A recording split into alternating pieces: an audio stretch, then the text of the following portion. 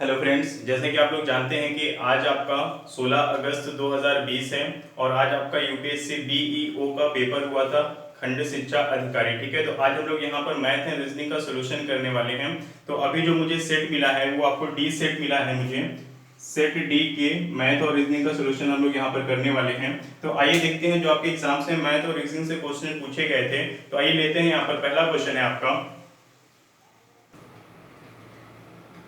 तो आइए देखते हैं, यहाँ पे पहला क्वेश्चन आपसे पूछा गया था वहाँ पर कि दो रेलगाड़ियाँ हैं, दोनों एक ही दिशा में चलती हैं। पहले की स्पीड 90 किलोमीटर पर आवर एवं दूसरी क्या है 70 किलोमीटर पर आवर की गति से चल रही थी।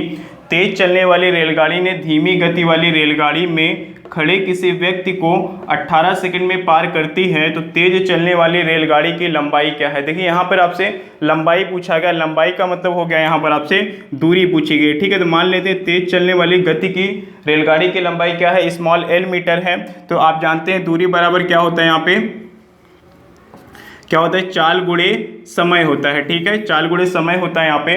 तो इनकी सबसे पहले हम सापेक्ष चाल निकालेंगे और समय में मल्टीप्लाई करेंगे। समय देखिए क्या है यहाँ पे आपका 18 सेकेंड है।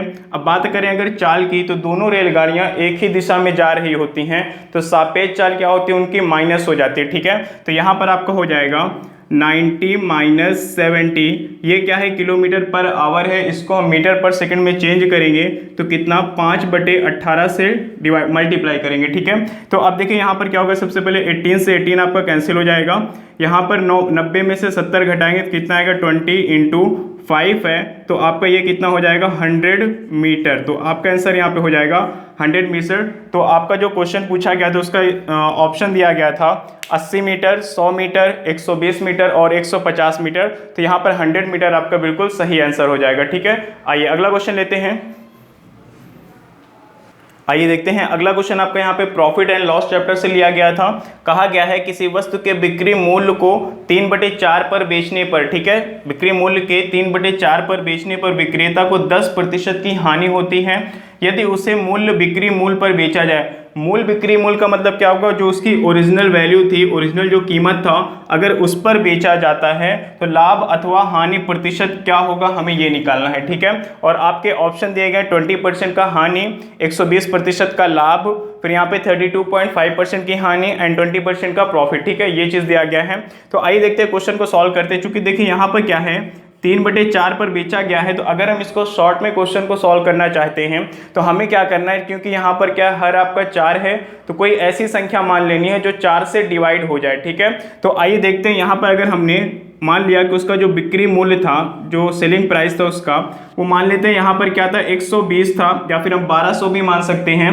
अगर 120 है तो इसके 3/4 पर बेचा गया, यानी यहाँ पर देखिए आपका बिक्री मूल्य क्या हो जाएगा, चलिए बिक्री मूल्य यहाँ पर 120 है, तो इसका जो 3/4 होगा, अगर हम 120 का 3/4 निकालेंगे तो कितना आएगा आपका 90 आ जाएगा। ठीक है, यानी कि 90 रुपए में बेचने पर उसको 10% की हानि हो रही है, तो उसका क्रय मूल्य कितना रहा होगा 10 रुपए, यानी कि 10 रुपये ऐड कर देंगे यहाँ पे, तो कितना हो जाएगा 100 रुपये उसका क्या रहा होगा, यहाँ पर क्रय मूल्य रहा होगा, और उसने बेचा कितने में है 90 रुपए में, तो उसको हानि हुई है। अब कहा गया कि यदि मूल्य बिक्री मूल्य पर बेचा जाए, यानी कि उसका जो ओरिजिनल प्राइस था 120 रुपये उस पर बेचा जाए, तो अगर आपका क्रय मूल्य यहाँ पर सीपी है और एसपी आप अगर यहाँ पे 120 रखते हैं, तो आपको पूछा गया है कि उसका प्रॉफिट एंड लॉस परसेंट क्या होगा। ठीक है, तो 100 रुपये में किसी वस्तु को खरीद करके अगर आप 120 रुपये में बेचते हैं तो आपको 20% का प्रॉफिट हो जाता है। ठीक है, कैसे निकालेंगे, यहाँ पर देखिए क्या हो जाएगा, प्रॉफिट परसेंट बराबर होता है प्रॉफिट अपॉन सीपी। सीपी आपका यहाँ पे देखिए कितना हो जाएगा,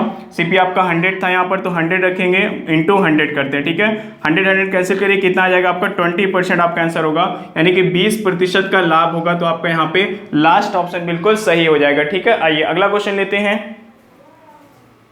आइए देखते हैं अगला क्वेश्चन जो आपसे पूछा गया था। कहा गया है यदि मूलधन पर 5% प्रतिवर्ष की दर पर दूसरे वर्ष में ₹420 चक्रवृद्धि ब्याज यानी कि CI प्राप्त होता है तो मूलधन ज्ञात कीजिए। ठीक है, देखिए ध्यान दीजिएगा यहाँ पर दूसरे वर्ष का कहा गया था, अक्सर बच्चे यहीं पर गलती कर देते हैं।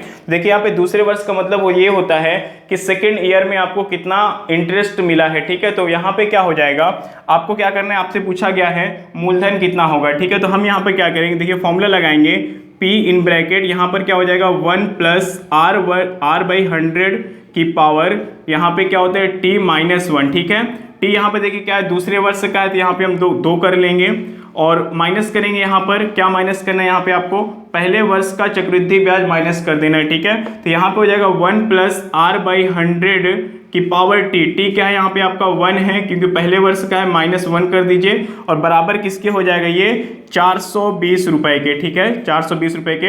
अब चलिए इसको हम लोग सॉल्व करते हैं। r की वैल्यू क्या है, यहाँ पे देखिए 5 दिया गया है, तो हम लोग यहाँ पर 5 रख लेंगे, r की वैल्यू 5 हो जाएगी, यहाँ पर भी 5 हो जाएगा आपका। अब चलिए इसको अगर सॉल्व करें तो p ही रहेगा, हमें p निकालना है। यहाँ पे क्या हो जाएगा, 5 × 1 = 5, 5 20 टाइम्स में डिवाइड करेंगे 100 को, तो 20 × 20 और 1 21/2, 21 का स्क्वायर करेंगे कितना हो जाएगा, 441/400 हो जाएगा। तो अब देखिए यहाँ पर क्या है, 441 में से 400 माइनस करेंगे तो आपका हो जाएगा 41/400, ठीक है, यहाँ से आएगा 41/400 आ जाएगा। माइनस करिए, यहाँ पर भी आपका p रहेगा, यहाँ पर क्या हो जाएगा, 5 से 20 टाइम्स में ये कैंसिल हो जाएगा, तो 20 × 20 1 21, ठीक है, तो 21 में से 1 20 निकालेंगे तो 1/ आपका यहाँ पे 20 आ जाएगा। ओके, चलिए अब देखिए क्या हो जाएगा, यहाँ पे क्या होगा आपका 400 है यहाँ पे, -1p और यहाँ पे हो जाएगा 20, इधर आपका क्या लिखा हुआ है, 420 लिखा हुआ है, ठीक है। अब देखिए क्या करना है आपको, इसको सॉल्व करना है तो एलसीएम लेंगे। एलसीएम लेने के लिए हमें क्या करना है, हर को बराबर करना है, तो ऊपर नीचे हम 20 से मल्टीप्लाई भी कर सकते हैं। तो 400 यहाँ पे आपका एलसीएम हो जाएगा, ऊपर क्या हो जाएगा 41p और माइनस करेंगे 20p, तो आपका हो जाएगा 41p - 20p = क्रॉस मल्टीप्लाई करेंगे तो 400 और इधर क्या है 420 है यहाँ पे, तो 420 हो जाएगा। अब देखिए यहाँ पे माइनस करने पे आ जाएगा 21p और यहाँ पे क्या है 400 × 420, ठीक है, तो 21 से 2 बार में ये कैंसिल हो जाएगा और एक 0 है तो 0 लगा लीजिए। अब देखिए क्या हो जाएगा, 4 दूना 8 हो जाएगा, यहाँ पर 8 और 3 0, ठीक है, तो आपका आंसर यहाँ पे कितना हो जाएगा, 8000 रुपए हो जाएगा, यानी कि लास्ट ऑप्शन आपका बिल्कुल सही था, ठीक है। ये भी क्वेश्चन आपके एग्जाम में आया था। आइए अगला क्वेश्चन लेते हैं इसके बाद। आइए देखते हैं अगला क्वेश्चन। यहाँ पे कहा गया आपसे, एक बढ़ई 6 घंटे में एक कुर्सी बनाता है और जो बी बढ़ई है दूसरा जो व्यक्ति है वो 7 घंटे में एक कुर्सी बनाता है और सी बढ़ई 8 घंटे में एक कुर्सी बनाता है। यदि प्रत्येक बढ़ई 8 घंटे प्रतिदिन, ठीक है, 8 घंटे पर डे काम करे तो 21 दिन में कितनी कुर्सियां बनेंगी, ठीक है, 21 दिन में कितनी कुर्सियां बनेंगी, आपसे ये पूछा गया था आज के एग्जाम में। देखिए कैसे सॉल्व करना है, सबसे पहले हम क्या करेंगे, 21 दिन को हम यहाँ पर 8 से मल्टीप्लाई कर देंगे, ठीक है, क्योंकि प्रतिदिन 8 घंटे काम होता है और 3 लोग हैं तो ये 3 लोगों के लिए ये कर लीजिए 21 × 8 और यहाँ पर भी आपका हो जाएगा 21 × 8, ठीक है, ये घंटे में चेंज हो गया है। अब देखिए पहला बढ़ई क्या है, 6 घंटे में बनाता है तो इसको 6 से डिवाइड कर दीजिए। दूसरा बढ़ई क्या है, 7 घंटे में बनाता है तो इसको 7 से डिवाइड कर दीजिए। और तीसरा बढ़ई क्या है, 8 घंटे में बनाता है एक कुर्सी को, तो 8 से डिवाइड कर दिए, ठीक है। अब देखिए क्या होगा, यहाँ पर आप इसको 2 से कैंसिल करेंगे, 2 × 6, 2 × 8 हो जाएगा और 3 × 7 21, ठीक है, 7 × 28, यानी कि जो पहला वाला बढ़ई है वो 21 दिन में 28 कुर्सियां बना पाएगा। यहाँ पे 7 × 21 यानी कि 8 × 24 हो जाएगा। दूसरा जो व्यक्ति है वो कितना 24 कुर्सियां बना पाएगा और 8 से 8 कैंसिल करिए, यहाँ पे आएगा 21 आ जाएगा। और तीसरा व्यक्ति 21 दिनों में 21 कुर्सी बना पाएगा, ठीक है। तो अब आप इसको टोटल कर लीजिए, देखिए क्या हो जाएगा, 4 1 5 और 8 कितना 13, कैरी आपका 1 होगा, 2 2 4 2 6 1 7, ठीक है, 73, यानी कि तीनों मिल करके 21 दिनों में कितनी 73 कुर्सियां बना पाएंगे, ठीक है। तो आपका बिल्कुल सही आंसर हो जाएगा यहाँ पर थर्ड वाला। ओके, चलिए अगला क्वेश्चन लेते हैं इसके बाद। आइए देखते हैं अगला क्वेश्चन आपका यहाँ पे रीजनिंग से लिया गया है, ठीक है। रीजनिंग का एनालॉजी चैप्टर का ये क्वेश्चन है। आपसे कहा गया BCDFGHIK LMNP एंड यहाँ पे क्वेश्चन मार्क और ये 4 ऑप्शन दिए गए हैं। तो मैंने आपको जब ये चैप्टर पढ़ाया था, अगर आप रीजनिंग के प्लेलिस्ट में जा करके देखें तो मैंने बताया था सबसे पहले आप क्या करते हैं, इसको नंबरिंग करते हैं। यहाँ पे 3 और F 6 पर है और G आपका 7 पर है, H 8 पर, I 9 पर और K 11 पर, ठीक है। उसी प्रकार से यहाँ पे L आपका 12 नंबर पे, M 13, N आपका 14 और P कहाँ पे है 16 नंबर पे, ठीक है। तो अब देखिए हम क्या करते हैं, फर्स्ट लेटर को फर्स्ट वाले से कंपेयर करते हैं। ये 2 है, ये 7 है, यानी कि यहाँ पर कितना +5 हुआ है। अगर हम सेकंड लेटर को सेकंड से कंपेयर करें तो 3 और 8 है, यानी कि यहाँ पर भी आपका +5 हुआ है। D और I में कंपेयर करिए तो यहाँ पे 4 है और ये 9 है, यहाँ पर भी आपका 5 प्लस हुआ है। इसमें आप कंपेयर करें लास्ट में तो यहाँ पर भी 5 प्लस हुआ है, क्योंकि 6 5 11 होता है, तो आपको भी 5 5 प्लस कर देना है। तो 12 में जब आप 5 प्लस करेंगे 17 पे क्या होता है, Q हो जाएगा। 13 में 5 प्लस करेंगे, 13 5 कितना 18, 18 नंबर पे आपका क्या होता है R होता है। N में आप 5 प्लस करेंगे, 14 5 19 पे S, और P में 5 प्लस करेंगे 21 पे U। ठीक है, तो आपका आंसर यहाँ पे हो जाएगा QRSU हो जाएगा, जो कि तीसरा ऑप्शन आपका बिल्कुल सही हो जाएगा QRSU। ठीक है, चलिए अगला क्वेश्चन लेते हैं इसके बाद। आइए देखते हैं अगला क्वेश्चन आपका यहाँ पर रीजनिंग में कैलेंडर चैप्टर से लिया गया है। बहुत ही अच्छा क्वेश्चन है। कहा गया है यदि 1980 में भारत का गणतंत्र दिवस, ठीक है, यहाँ पे आपको ध्यान देना है, गणतंत्र दिवस कब होता है, 15 अगस्त को होता है या फिर 26 जनवरी को होता है। ठीक है, तो 15 अगस्त को स्वतंत्रता दिवस होता है, जो कि कल था आपका।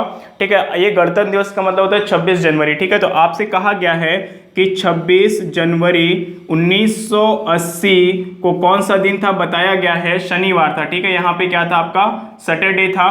पड़ता है एक्स का जन्म 3 मार्च 1980 को हुआ है।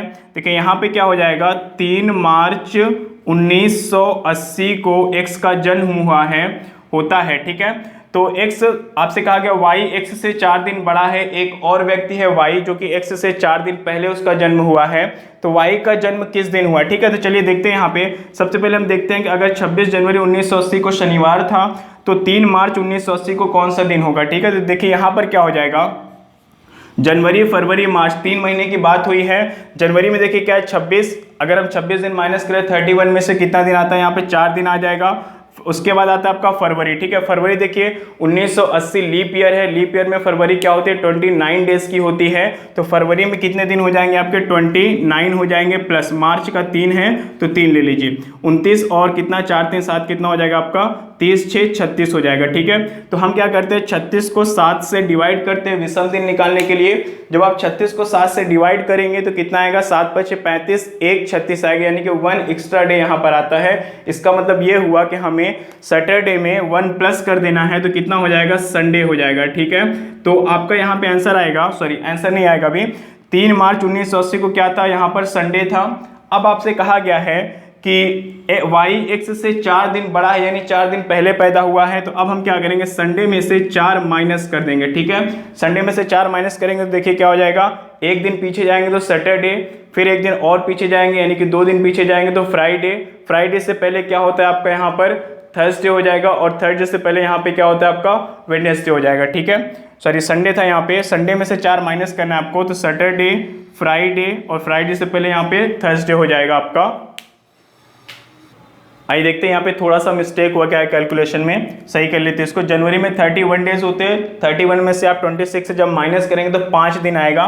मैंने यहाँ पे 4 दिन लिख दिया था, इसको 5 दिन कर लीजिए, तो आपका टोटल डे यहाँ पे कितना हो जाएगा 37 हो जाएगा। ठीक है, 37 में जब आप 7 से डिवाइड करेंगे तो 7 5 35, 2 एक्स्ट्रा आएगा, यानी कि आपको संडे में 2 प्लस कर देना है यहाँ पे, तो कितना हो जाएगा यहाँ पे आपका जो संडे आ रहा था वो आएगा यहाँ पे मंडे। ठीक है, अब देखिए क्या हो जाएगा, मंडे में कहा गया है कि y x से 4 दिन बड़ा है, यानी कि 4 दिन उसका पहले जन्म हुआ है, तो मंडे में से आपको 4 दिन माइनस कर देना है। ठीक है, तो मंडे में से जब आप 4 माइनस करेंगे तो क्या हो जाएगा, संडे होगा, 1 माइनस करने पे, देन सैटरडे होगा, फ्राइडे होगा, और यहाँ पे क्या हो जाएगा थर्सडे हो जाएगा। तो आपका आंसर यहाँ पे क्या है थर्सडे आएगा, यानी कि सेकेंड ऑप्शन आपका बिल्कुल सही रहेगा यहाँ पे। ठीक है, चलिए थोड़ी सी मिस्टेक हुई थी यहाँ पे जनवरी में माइनस करने में, वो मैंने सही कर दिया है, तो आपका सही आंसर क्या होगा बृहस्पतिवार यानी कि थर्सडे हो जाएगा। ठीक है, आइए अगला क्वेश्चन देखते हैं इसके बाद। आइए अगला क्वेश्चन देखते हैं। कहा गया है 5 वर्ष पूर्व ए और बी की आयु का अनुपात 4:5 था। यदि ए की वर्तमान आयु 29 ईयर है तो बी की वर्तमान आयु ज्ञात कीजिए। देखिए यहाँ पर क्या है, 5 वर्ष पहले का जो इनका अनुपात था वो क्या दिया गया था, 4:5 दिया गया था। ठीक है, और वर्तमान में ए की जो आयु है वो देखिए क्या है 29 ईयर दिया गया है। तो अब आपको यहाँ पर करना क्या है, 5 वर्ष पहले यानी कि इनमें से 5 घटा देना है, तो 29 माइनस 5 करेंगे तो कितना आएगा आपका 24 आएगा, यानी कि 5 वर्ष पहले ए की आयु कितनी थी 24 थी। ठीक है, जो कि 4 के अनुपात के बराबर 24 है, तो 1 का अनुपात कितना हो जाएगा, आप 24 में 4 से डिवाइड कर दिए कितना 6 आएगा, यानी कि 1 का अनुपात 6 होगा। मतलब ये हुआ कि 6 पंचे 30, यानी बी की आयु कितनी थी 30 वर्ष थी। कब, 5 वर्ष पहले वो 30 वर्ष का था, तो आज यानी कि वर्तमान में क्या हो जाएगा, तो 5 इसमें प्लस कर दिए कितना हो जाएगा आपका 35 वर्ष हो जाएगा। तो यहाँ पर आपका 35 ईयर यानी कि 35 वर्ष आपका ऑप्शन बिल्कुल सही रहेगा। ठीक है, चलिए अगला क्वेश्चन देखते हैं इसके बाद। आइए देखते हैं अगला क्वेश्चन आपका रीजनिंग से लिया गया है। 51, 11, 61, 64, 30, 32, यहाँ पे 35 क्वेश्चन मार्क और 43, ये आपके ऑप्शंस हैं। आपको देखना है कि क्वेश्चन मार्क की जगह पर क्या आएगा, ये भी आज के पेपर में आपका पूछा गया है। तो आइए सॉल्व करते हैं। देखिए यहाँ पर क्या है, आप इन दोनों संख्याओं को आपस में मल्टीप्लाई कर दीजिए और इन दोनों संख्याओं को भी आपस में मल्टीप्लाई कर दीजिए, ठीक है। तो 5 एकन्नम कितना हो जाएगा, 5 हो जाएगा, और इधर 6 एकन्नम कितना हो जाएगा, 6 हो जाएगा। दोनों को प्लस करने पे आपका कितना आंसर आ रहा है, 11 आ रहा है, ठीक है। उसी प्रकार से यहाँ पे देखिए कितना, 6 चौको आपका हो जाएगा 24, और यहाँ पे दोनों अंकों को गुणा करने पे कितना आएगा, 6 आएगा, 3 दूना 6, तो 24 और 6 मिलके कितना हो जाएगा, 24 6 आपका 30 हो जाएगा। तो उसी प्रकार से यहाँ पे देखिए 3 × 6 आप क्या करेंगे, 15 हो जाएगा, और यहाँ पे 4 3 12 हो जाएगा, ठीक है। तो 15 और 12 को आप प्लस करिए, 15 12 कितना हो जाएगा, 27 हो जाएगा। तो आपका सेकेंड ऑप्शन यहाँ पर बिल्कुल सही हो जाएगा, ठीक है। ये क्वेश्चन भी एग्जाम में आपके आया हुआ था आज का। चलिए अगला क्वेश्चन लेते हैं इसके बाद। आइए देखते हैं अगला क्वेश्चन आपका ज्योमेट्री चैप्टर से लिया गया था। कहा गया है कि एक वृत्त की दो जीवाएं हैं AB तथा CD, वृत्त के बाह्य बिंदु P पर काटती हैं। यदि एंगल PAC 50 डिग्री है तो PDB क्या होगा, ठीक है। चलिए देखते हैं यहाँ पर। सबसे पहले देखिए पहली जीवा क्या है, AB है, तो हम यहाँ पर इसको बनाएंगे पहली जीवा AB, ठीक है। यहाँ पे नाम दे देते हैं A और ये हो गया B, ठीक है। और मान लेते हैं ये क्या आपका P बिंदु, यहाँ पर दोनों जीवाएं मिलेंगी, CD वृत्त के बाह्य बिंदु पर मिलती हैं। तो दूसरा आपका देखिए यहाँ पे क्या हो जाएगा, जीवा CD हो जाएगा, जो कि यहाँ पे आके मिल जाएगी C एंड D हो जाएगा, ठीक है। अब देखिए क्या कहा गया, यदि कोण PAB, ठीक है, PAB, ठीक है, PAB यहाँ पर आपका PAC है, PAC 50 डिग्री है, PAC 50 डिग्री है, तो आप इसको यहाँ से मिला दीजिए। ये कितना दिया गया आपका, 50 डिग्री दिया गया है, ठीक है। तो ये क्या बनेगा, इसको यहाँ से यहाँ तक मिला दीजिए। तो 50 डिग्री दिया गया है, तो आपसे PDB पूछा गया है, PDB यानी कि ये वाला एंगल आपको निकालना है, ठीक है। अब देखिए यहाँ पर क्या है, आप ध्यान दीजिए थोड़ा सा। ये आपका क्या है, ABCD एक चक्रीय चतुर्भुज है, ठीक है। चक्रीय चतुर्भुज में क्या होता है, आमने सामने के कोण 180 अंश के बराबर होते हैं। तो अगर आपका ये कोण 50 डिग्री है, तो सबसे पहले हमें ये कोण निकालेंगे कि ये कोण कितना है, ठीक है। तो आमने सामने का कोण अगर 180 होता है, यानी कि angle A plus angle D, आपका angle A plus angle D is equal to कितना, 180 होगा। जहां पर एंगल A 50 डिग्री दिया गया है, तो एंगल D कितना हो जाएगा, 180 माइनस 50 कर दीजिए, तो आपका आ जाएगा 130 डिग्री, ठीक है। यानी कि ये एंगल कितना आ जाएगा आपका, 130 डिग्री आ जाएगा, ओके। अब देखिए क्या है, रेखा CDP, क्या है, CDP एक रेखा है। तो अगर ये एंगल यहाँ पे 130 है, तो रेखा पर बना कोण कितना, 180 अंश होता है। तो अगर ये 130 है, तो ये कितना होगा, तो आप फिर से वही करेंगे, 180 माइनस 130 करेंगे, तो कितना आएगा, 50 डिग्री आएगा। यानी कि ये वाला एंगल जो आपसे पूछा गया था PDB कितना हो जाएगा, 50 डिग्री हो जाएगा। आपके यहाँ पे थर्ड ऑप्शन बिल्कुल सही हो जाएगा, ठीक है। चक्रीय चतुर्भुज पर आधारित था ये क्वेश्चन, तो आपका आंसर हो जाएगा 50 डिग्री। आइए अगला क्वेश्चन लेते हैं इसके बाद। आइए देखते हैं यहाँ पर अगला क्वेश्चन आपसे कहा गया है, एलसीएम एचसीएफ चैप्टर का है। कहा गया यदि दो संख्याओं का मासा HCF और LCM क्रमशः 21 और 84 है और संख्याओं का अनुपात 1:4 है, तो इन दोनों संख्याओं में बड़ी संख्या क्या होगी, ठीक है। तो चलिए मान लेते हैं पहली संख्या आपकी ये है और दूसरी संख्या क्या है, ये है, ठीक है। इन दोनों का अनुपात दिया गया था 1:4 यहाँ पर दिया गया है। अब देखिए यहाँ पर क्या, इसको अगर हम ऑप्शन से सॉल्व करें, तो अगर मान लेते हैं कि इसका आंसर बड़ी संख्या क्या है, 108 है, ठीक है। तो यहाँ पर अगर बड़ी संख्या 108 होगी, तो छोटी संख्या क्या होगी आप निकालें, तो 4 से डिवाइड करेंगे, क्योंकि 4 का अनुपात क्या है, 108 के बराबर है। तो 4 से डिवाइड करेंगे, कितना आएगा, 4 दूना 8 और कितना यहाँ पे 4 सते 28 हो जाएगा, ठीक है। 4 दूना 8, 4 सते 28 हो जाएगा। तो क्या पहली संख्या अगर 27 है, तो 27 और 108 का HCF क्या 21 हो पाएगा, क्या नहीं हो पाएगा, ठीक है। इसलिए यहाँ पर 108 आपका गलत हो जाएगा। चलिए अगला ऑप्शन लेते हैं, आपका 84 दिया गया है। तो 4 का अनुपात अगर 84 के बराबर है, तो 1 का अनुपात कितना होगा, 4 से डिवाइड करिए, 4 दूना 8, 4 एकन्नम 4, ठीक है। अगर हम मान लें कि पहली संख्या यहाँ पर 21 है और दूसरी संख्या क्या है, 84 है, तो 21 और 84 का आपका HCF कितना हो जाएगा, मासा कितना हो जाएगा, 21 हो जाएगा, ठीक है। 21 और 84 का आपका मासा 21 होगा, जो कि यहाँ पर दिया गया है, और लासा निकालेंगे तो 84 होगा, तो 84 यहाँ पे दिया गया है।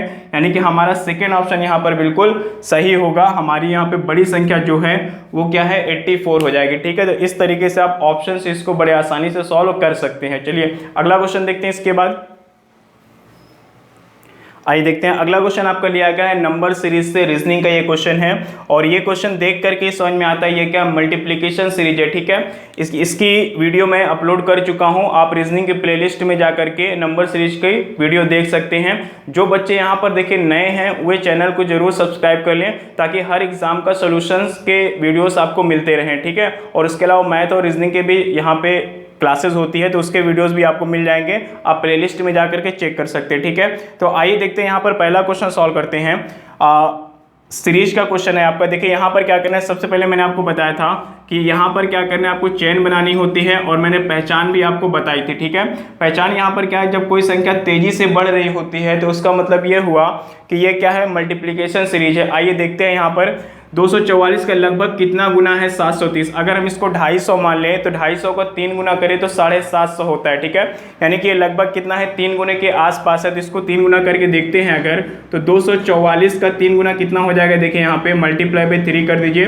3 चौक 12 के 2 कैरी 1, 3 चौक 12 और 13 का 3 कैरी 1 हो जाएगा। 3 दूनी 6 60, ठीक है। 732 आ रहा है लेकिन यहाँ पे क्या लिखा हुआ है, 730 लिखा हुआ है, ठीक है। इसका मतलब यहाँ पर ये होता है कि मल्टीप्लाई बाई 3 -2 किया गया है। अब आइए यहाँ पर चेक करते हैं 82 को, देखते हैं कितना करना है आपको।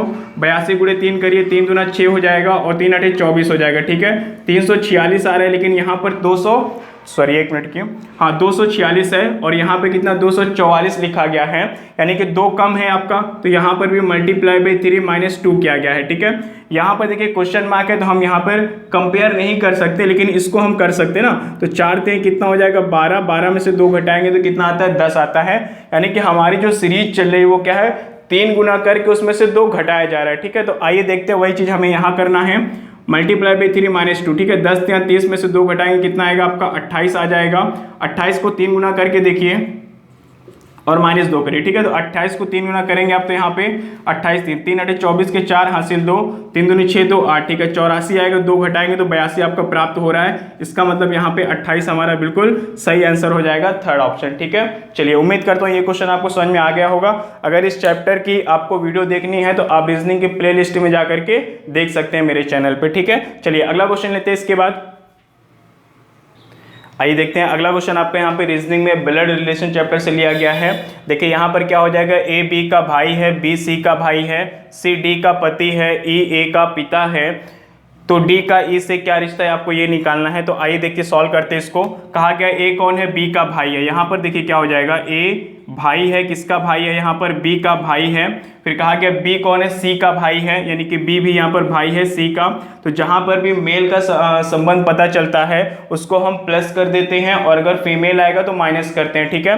तो बी यहाँ पर सी का भाई हो जाएगा। फिर कहा गया सी डी का पिता है, ठीक है, पति है। सी कौन है, यहाँ पर पति है, किसका पति है, ये डी का पति है। तो हस्बैंड और वाइफ के रिलेशन को हम क्या करते हैं, डबल बॉन्ड से दिखाते हैं और अगर ये पति है तो ये उसकी पत्नी होगी तो ये माइनस कर देंगे, ठीक है। फिर कहा गया ई कौन है, ए का पिता है। तो अगर ई यहाँ पर पिता है किसका, ए का, तो आपसे कहा गया डी का ई से क्या रिश्ता है, ठीक है। यानी कि डी का ई से क्या रिश्ता है, डी कौन है, ई की, जिसके साथ का लगा होता है उसको आपको देखना होता है कि वह कौन है, ठीक है। तो डी का ई से क्या रिश्ता है, तो डी ई की कौन लगेगी यहाँ पे, क्योंकि उसके बेटे की वाइफ है यानी कि बहू लगेगी। तो आपका यहाँ पे सेकेंड ऑप्शन बिल्कुल सही हो जाएगा, बहू यानी कि डॉटर इन लॉ। चलिए अगला क्वेश्चन देखते हैं इसके बाद। आइए अगला क्वेश्चन लेते हैं। कहा गया एक क्वेश्चन आपसे पूछा गया था यहाँ पर कि यदि दिसंबर माह को ERMBCEDE लिखा गया है तो कौन से माह को इस रूप में लिखा जाएगा, ठीक है। ऑप्शन में देखिए यहाँ पर दिया गया था आपका अगस्त ऑप्शन में था, सितंबर था, अक्टूबर है और नवंबर ऑप्शन में दिया गया था, ठीक है। तो आइए इस क्वेश्चन को सॉल्व करते हैं। देखिए यहाँ पर क्या है, दिसंबर को लिखा गया है ये, ठीक है। तो यहाँ पर आपका क्या जो ER लास्ट के 2 अक्षर को स्टार्टिंग में लिखा गया, फिर आपका सेकेंड लास्ट दो अक्षर है उसको यहाँ पर लिखा गया है, फिर CE को आपको यहाँ पर रखा गया है। उसी प्रकार से DE जो पहले 2 अक्षर हैं उनको सबसे लास्ट में रखा गया है यहाँ पर, ठीक है। तो वापस हम लोग इसको उल्टा कर लेते हैं। देखिए ये वाला यहाँ पर आया था, ठीक है। उसी प्रकार से हम यहाँ पर इसको यहाँ से लिखना शुरू करेंगे। क्या लिखा है, ER यहाँ पर लिखा हुआ है तो हम ER पहले लिख लेंगे यहाँ पर, फिर आपका क्या है MB, तो यहाँ पर आपका MB आ जाएगा। फिर आपका क्या है VE है, तो यहाँ पर आप लिखेंगे VE। एंड लास्ट में क्या है NO है, तो यहाँ पर आप लिखेंगे NO। तो आपका ये क्या बन जाएगा NOVEMBER, ठीक है। तो ये हो जाएगा आपका नवंबर। तो आपका आंसर हो जाएगा नवंबर। आपके लास्ट ऑप्शन में यहाँ पर दिया गया था, तो लास्ट ऑप्शन आपका बिल्कुल सही होगा, ये नवंबर इसका आंसर हो जाएगा, ठीक है। चलिए अगला क्वेश्चन लेते हैं। इसके बाद आइए लेते हैं अगला क्वेश्चन। कहा गया है यहाँ पर यदि x बराबर 2 प्लस 2 सही 1/3 प्लस 2 सही 2/3 हो तो x cube minus 6x square plus 6x की वैल्यू क्या होगी, ठीक है। अब देखिए यहाँ पर क्या है, सबसे पहले हमें x के मान को, जो ये बड़ा सा मान दिया गया, इसको सॉल्व करके छोटा करना है। उसके बाद यहाँ पर हम x की वैल्यू रखेंगे, ठीक है। चलिए देखते हैं यहाँ पे सॉल्व करने पे देखिए क्या आ जाएगा आपका 2 प्लस ये कितना हो जाएगा 3 दूना 6 7/3 हो जाएगा आपका, प्लस यहाँ पे 3 दूनी 6 2 8/3 हो जाएगा आपका। अब देखिए क्या हो जाएगा, एलसीएम क्या होगा आपका 3 हो जाएगा, यहाँ पर भी 3 कर लीजिए, तो ऊपर आपका 3 दूनी 6 हो जाएगा, ठीक है। तो अब देखिए यहाँ पे हो जाएगा 6 प्लस 7 प्लस 8। चलिए 7 6 कितना होता है आपका 13 होता है, 13 में 8 जोड़ेंगे तो कितना हो जाएगा 21/3 बराबर कितना 7 बार में कैंसिल हो जाएगा, तो x की वैल्यू कितनी आ जाएगी 7 आ जाएगी। अब देखिए यहाँ पर इसको हम सॉल्व करेंगे तो x तीनों में है तो x कॉमन कर लीजिए, तो अंदर बचेगा x square minus 6x plus 6 हो जाएगा, ठीक है। चलिए अब क्या करेंगे हम, यहाँ पे x बराबर 7 आया है मान, तो x का मान रख देते हैं 7 हो जाएगा, और 7 के स्क्वायर करेंगे कितना 49 माइनस 7 6 कितना हो जाएगा 42 प्लस कितना 6 हो जाएगा। अब देखिए क्या होगा 7 49 और 6 सॉरी प्लस 6 है यहाँ पे 49 और 6 कितना हो जाएगा 50 5 55 हो जाएगा, तो 55 माइनस आप 42 कर लीजिए, तो 7 इंटू 55 में से 42 घटाएंगे तो कितना आएगा 13 आएगा यहाँ पर, तो 13 यहाँ पर आ जाएगा, 13 से कितना 91 हो जाएगा आपका। तो यहाँ पर 91 बिल्कुल सही आंसर होगा। लेकिन जो ऑप्शन में दिया गया देखिए 2 1 4 3 दिया गया है, तो ये चारों ऑप्शन यहाँ पर आपके गलत होंगे। इसका सही आंसर कितना होगा 91 हो जाएगा, ठीक है। चलिए तो उम्मीद करता हूँ आपको मेरी ये वीडियो पसंद आई होगी। जितने क्वेश्चंस मुझे मिले थे आज मैंने सबको सॉल्व करवा दिया है। तो अगर आपको ये वीडियो पसंद आती है तो आप इसको लाइक करें, ज़्यादा से ज़्यादा तक बच्चों को जिन्होंने आज एग्जाम दिया है उनको शेयर करें, और चैनल को अगर आपने सब्सक्राइब नहीं किया है तो ज़रूर सब्सक्राइब करें, ताकि अगले एग्जाम के जो भी सोल्यूशन होगा वो आपको नोटिफिकेशन मिल जाए, ठीक है। चलिए थैंक यू।